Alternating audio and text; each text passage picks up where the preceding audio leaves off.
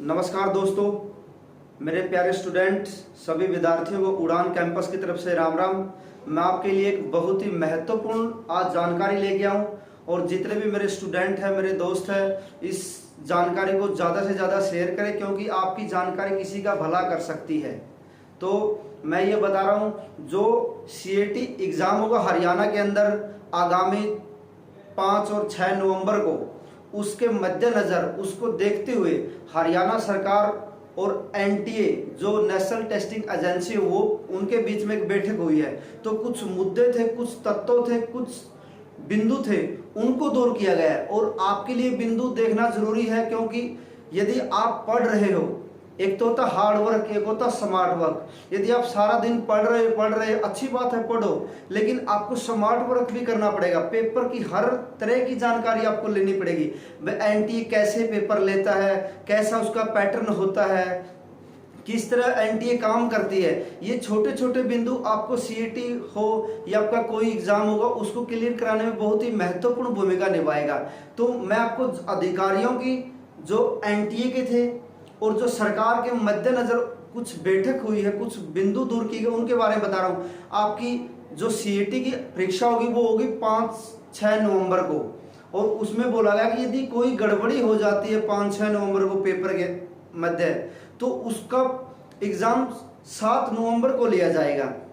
और आपको बता रहा हूँ, हरियाणा के अंदर बिल्कुल एग्जैक्ट 11,40,000 बच्चों ने फॉर्म भरे हैं और 17 जिलों में आपकी परीक्षा होगी। 5 जिलों को बाहर रखा गया, उसके अंदर कोई भी परीक्षा नहीं होगी क्योंकि वो 5 जिले वो है जहां पर सबसे ज़्यादा पेपर लीक होते हैं, भ्रष्टाचार होता है, तो उनको नेशनल टेस्टिंग एजेंसी और सरकार ने बाहर कर दिया है। 17 जिलों में आपकी परीक्षा होगी, 2 दिन की होगी, 5 और 6 नवंबर को। यदि गड़बड़ी हो जाती है तो 7 नवंबर को होगी।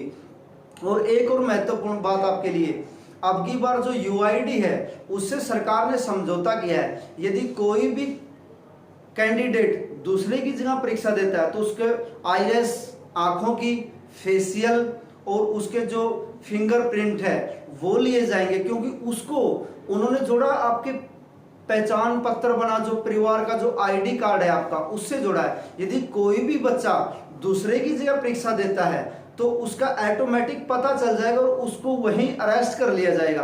ये एक भ्रष्टाचार के ऊपर अच्छी सरकार ने एक मास्टर स्ट्रोक लगाया है। तो कोई भी बच्चा जो मेहनत कर रहा है वही इस परीक्षा में पास होगा और वही जॉब लेगा।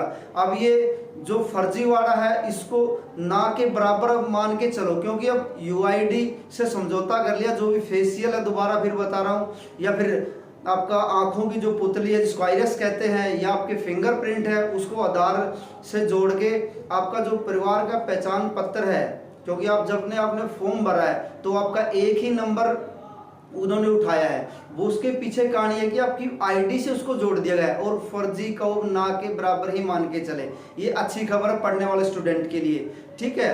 और आपको पता लग गया कि आपके 17 जिलों में होगी, 5 को वहां से बाहर कर दिया गया है, ठीक है।